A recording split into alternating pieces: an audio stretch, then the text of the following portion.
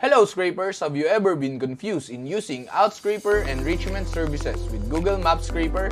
In this tutorial, I'll show you how to use enrichment services in Outscraper to get more out of your Google Maps scraping task.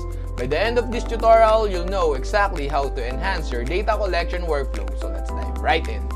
First, head over to Outscraper and log into your account. Next, go to Google Maps Scraper. Then add the categories that you want to scrape. For this example, we'll try to extract restaurants that have website and their email address. So, let's click the exact match feature to get a subtype filter. Then add the location query. For this example, we will try to extract restaurant from New York City, USA. Then let's add a maximum result limit of 500 to control our result. Here's where the enrichment comes in. Let's say we want to collect not just basic information but also email addresses from restaurants. To do this, we'll need to click All Enrichment and enable Contacts and Leads Enrichment.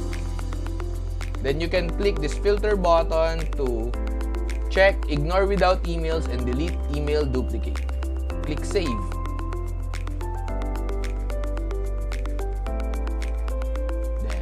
Once everything is set, click Get Data. Here, you will be prompted by a window containing the information of your scrape. Hit Confirm and let Outscraper do its work.